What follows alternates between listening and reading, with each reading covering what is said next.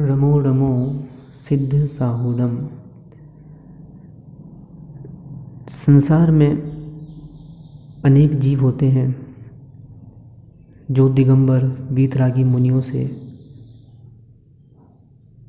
प्रेम करते हैं, और अनेक लोग होते हैं जो वीतरागी साधुओं की निंदा किया करते हैं।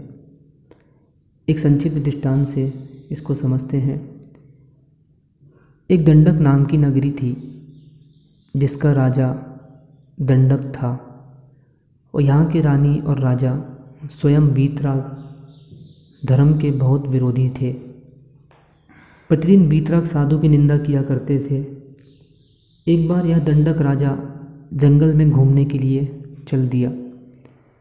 वहीं जंगल में एक वीतराग साधु ध्यान में मग्न बैठे थे। अतः इन्हें देखते ही राजा की दुर्भावना प्रबल हो उठी। राजा साधु के गले में सांप डालता है और तमाशा देखने को बैठ जाता है।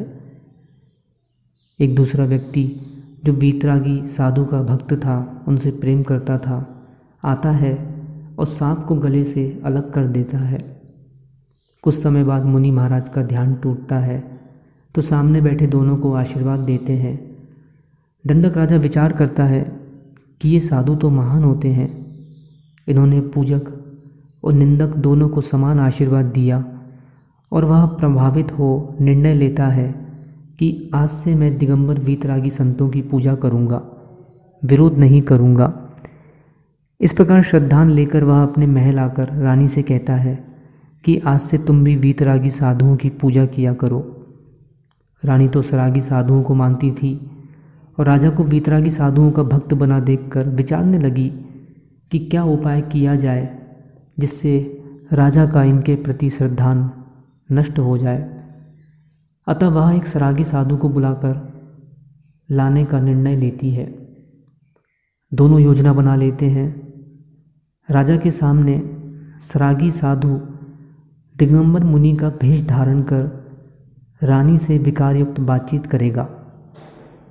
वे ऐसा ही जब राजा के सामने करते हैं तो राजा दंडक बहुत दुखित होता हुआ उसे महल से बाहर निकलवा देता है और पुनः वीतरागी साधुओं का विरोधी हो जाता है और अपनी रानी की मायाचारी से पूर्णतः अनभिज्ञ रहता है।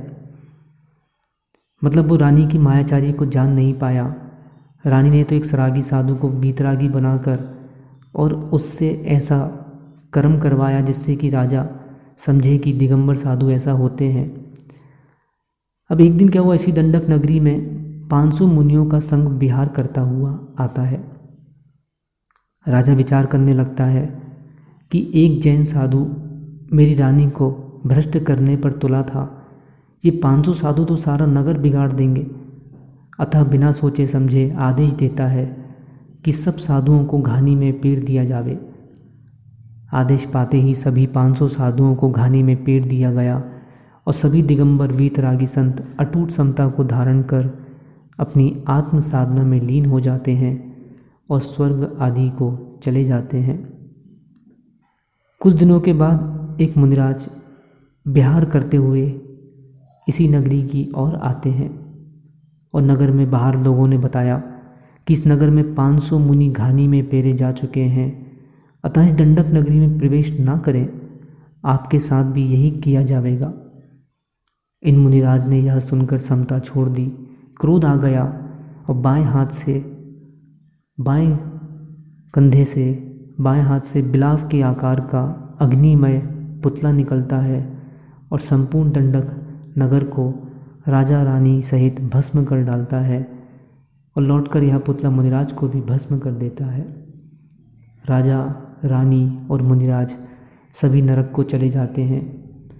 इस प्रकार हम देखते हैं कि समता धारण करने से ही कल्याण है, और कषायों के कारण अधोगति में घूमना पड़ता है। इस प्रकार से इस दृष्टांत से हमको यह समझना पड़ेगा, यह समझना चाहिए है कि राजा दंडक ने 500 मुनिराजों को घानी में पिरवा दिया, फिर भी वे 500 मुनिराज अपनी आत्म साधना में लीन रहे और उन्होंने स्वर्ग आदि को प्राप्त किया। और राजा दंडक की जो दुर्भावना वीतराग मुनियों के प्रति थी और जो उसकी रानी ने ढोंग रचा था, उसकी तो श्रद्धा बन चुकी थी, परंतु उसकी रानी ने जो ढोंग रचा था, तो इससे हमको इस पाठ से, इस कथा से हमको यह भी सीखना चाहिए है कि हमको कभी ऐसा कोई कार्य नहीं करना चाहिए है कि जिससे दिगंबर मुनियों के प्रति किसी दूसरे जीव का दुर्भावना दृढ़ हो, दुर्भावना प्रकट हो। दिगंबर मुनिराजों की, वीतराग साधुओं की सदा ही प्रशंसा करना चाहिए है और दिगंबर धर्म की प्रभावना करना चाहिए है। आदि जड़िंदम।